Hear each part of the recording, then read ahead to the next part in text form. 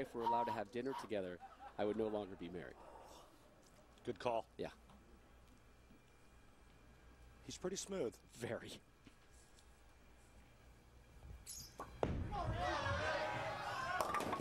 Heavy on that one, and what a horrible start for Allen. The good news for Richie Allen is that started worse. The worst thing that could happen is he goes to sudden death.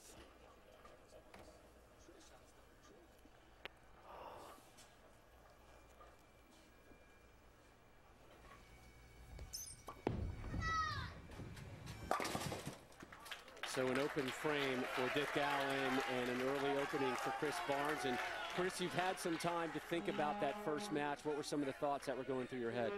Well, it all kind of started off. I got a little too cute with the 4-8, trying not to chop it and missed that. But the one that got me was the right lane. And I missed a little move there, and I hooked early on a big forward. And so I'm going to switch balls on this right lane. I'm going to use the same world beater on the right lane I'm using on the left lane.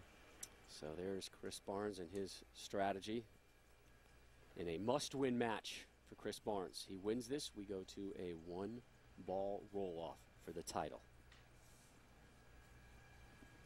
Open frame for Allen. Here's Barnes with his opening shot of the second match. And again, like we've seen all afternoon here in Indy, another solid start.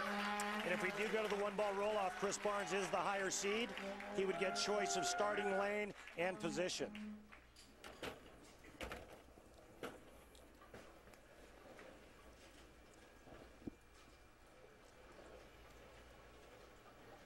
Allen in his Sunday whites. It's Wimbledon-like, isn't it, Rob? With Richie? I love it.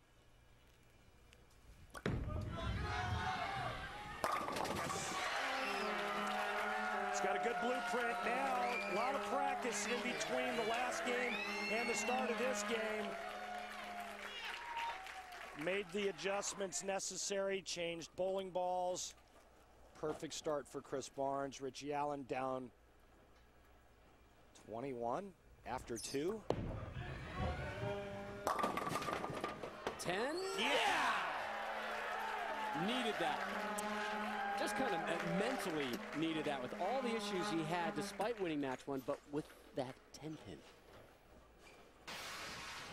Watch this here. The 6 pin's going to go to the sidewall and just give the 10 a little love tap.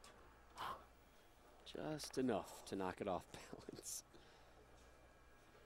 It's really hard not to enjoy watching this young man bowl. Yeah, he's quite the character. Back-to-back jacks. There you go. I really like what he's done with his game and the changes that he's made and trying to get the ball onto the lane a little bit cleaner. He's really reduced the amount of loft. Don't get me wrong, he can still do that when he needs to, but I think it's really taken his game to the next level.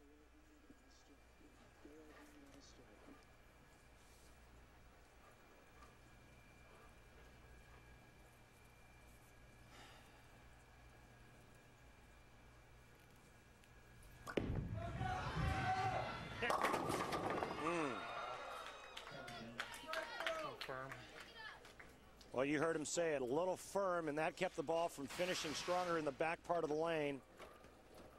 Big thing that Chris Barnes has been working on is not tipping early in the first couple of steps, in between 2 and 3 especially.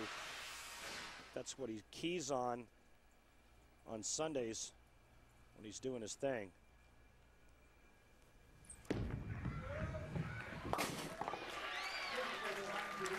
Randy? There's no better time to fire up the RV than during the summer. Without question. PBA Summer Series begins Saturday, June 25th. Looking forward to that event.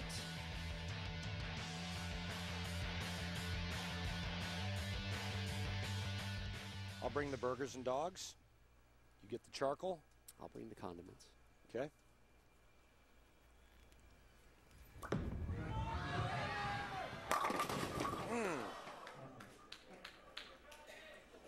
Boy, and this is the internal battle that us players have. He starts off 2 perfect strikes and then goes shaker 7, weak 10. After all that practice, he had immediate confirmation in the first 2 frames. as to the choice that he made, and now all of a sudden, the second guessing starts. Are you with me? That's a big mind game. It's like bang, bang, and then all of a sudden, wait a minute, what? Huh? What happened? Changed, right. So Allen steps up in the fourth, open frame in the first, strike in the second, and another strike in the third. Little Hannibal Lecter look going to the foul line. And again, a 10-pin issue. It's a little bit tight. It's a little bit tight. Boy, he was looking for something to open up the can of fava beans, taking out Chris Barnes' liver and having a go. With a strike there, he would have been in great position and would have taken the lead. Now, just 10 back.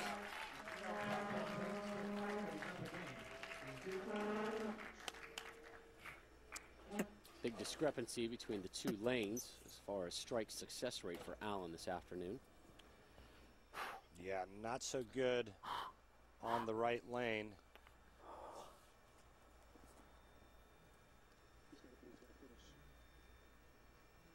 He'll finish on the right. Here he is on the left. Look out. Big four.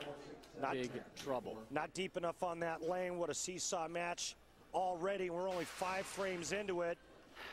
Goes through the nose early. The first frame comes back, throws a perfect shot and goes strike. This shot here cuts right through the heart again. Big four, counted as an open frame. This has only been made once in the history of television. So both players now have had a duel of big four, and both go left, both walk away with an open frame. Barnes did it in match 1. Allen here in match number 2. Here's the left-right lane comparison for Barnes. A little more success on the right, which is where he is right now. He has to finish on the left.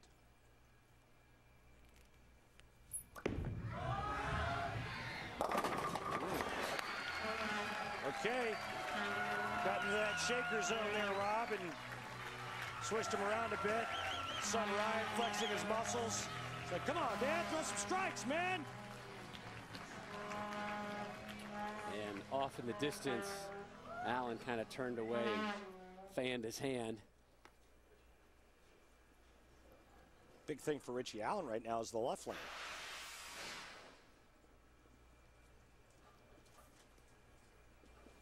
Barnes on that left lane now. And looks like a ball change here for Barnes.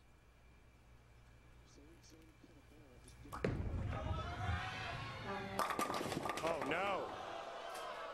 7-10. Chris Barnes talked to us about this very issue. Watch the left lane. Pocket 7-10 splits throughout. These Dick Weber playoffs have plagued players, but only this left lane. Moves in, throws a great shot here. You see the ball laboring just to get to the 1-3, and then all of a sudden, pocket 7-10. Talk about seesaw back and forth. 7-10 on television has not been taken care of since 1991.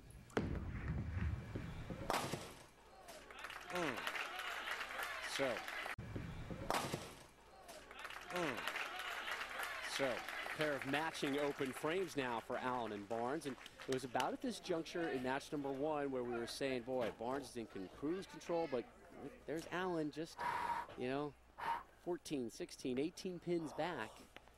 He's in good position here. Less pressure for Dick Allen.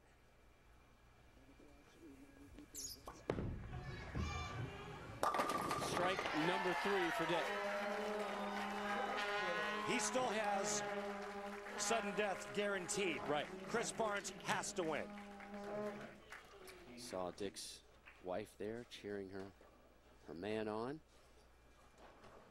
One shot roll off to determine the champion should Barnes win this match.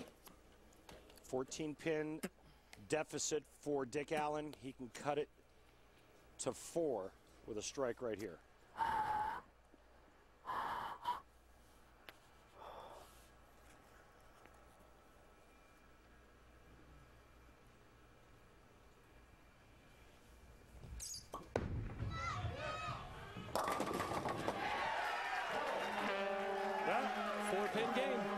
adjustment. That's light in that mixer zone there, but he wasn't going to go through the nose again. 4 pins, Rob. And now let's see how Barnes reacts after that open frame in the 6th. He moves from the left to the right lane. 2 of his 3 strikes of this match have come on that right lane.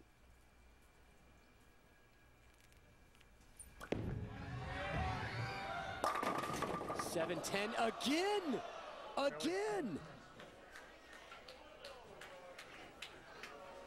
Back to back 710s.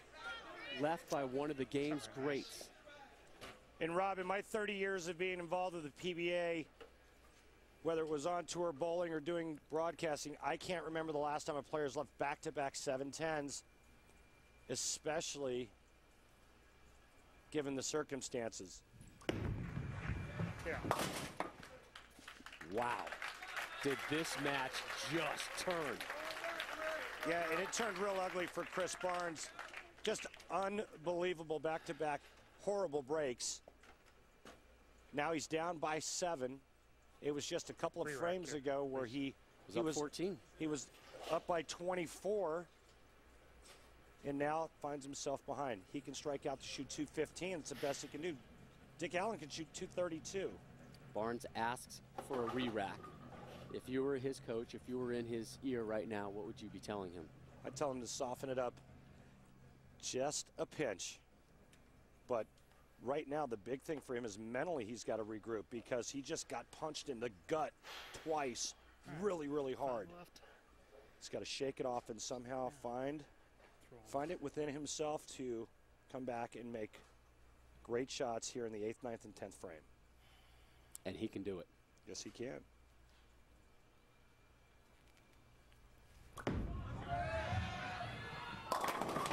And there you go. He's back.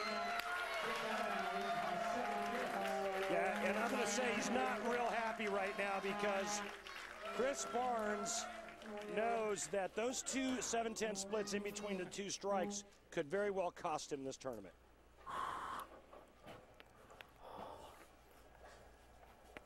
Let's see if Richie can get the corner pin out here on the right lane.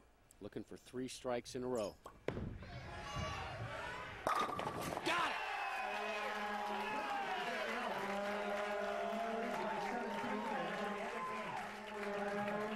Wife Sarah watching, cheering him on. His newborn daughter Piper is just a little bit offset, being tended to by a family friend. And he is a different man since he became a dad.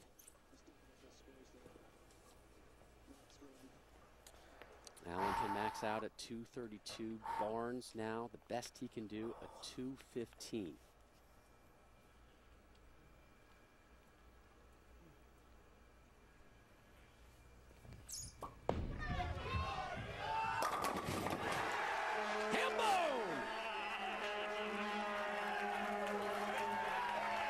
He's getting that much closer to tour title number 3. Well, you know, he's had problems with the approaches all day. Watch this. So bad. Look at how he comes up on that toe, almost fouls, puts his hands on his head, and just shreds the rack. Chris Barnes in the same lane with pocket 710 on a great shot. Sometimes when things go your way, it just doesn't matter. Right now, looking like this is all about Dick Allen. And this is a tournament that just about the entire field will tell you he has dominated from the outset.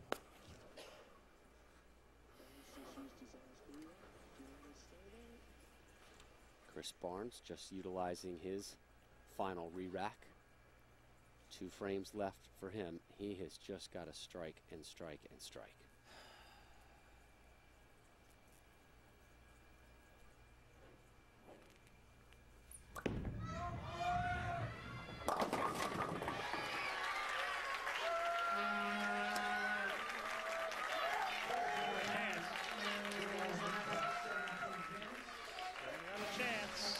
Boy, this ball looked like it was never going to get there and just trips the 2-8 out late. But quite honestly, after the 2 7-10 splits, he deserves a little break there, and he just got it. Now, like you said, Rob, the only chance is striking out 215. If he does get a double and 8, it would force Dick Allen to get the first strike in the 10th.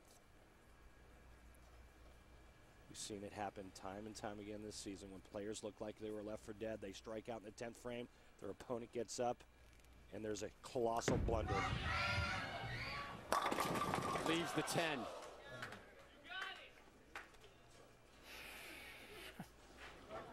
Tough for Ryan to watch this one. And the other side of the story, Dick Allen on the verge of a win here. Oh, for all despair, but for all intents and purposes. For all intents and purposes, Richie Allen just needs to show up in the 10th frame. The best Chris Barnes is going to shoot is 194. Richie Allen needs to keep it on the lane. He's going to win his 3rd title. But just, again, the back-to-back pocket 7-10s absolutely killed Chris Barnes and any chance he had to win this. Got that one, carries. Leaves the 10. Sorry, Well, David. it's looking like for the first time in PBA history there will be no 2-time winner in a season campaign.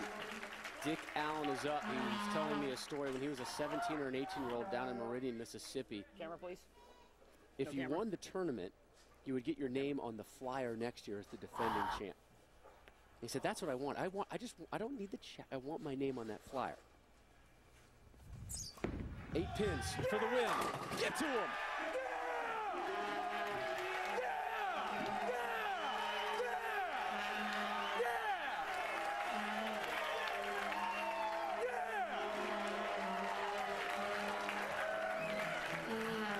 He deserves this moment.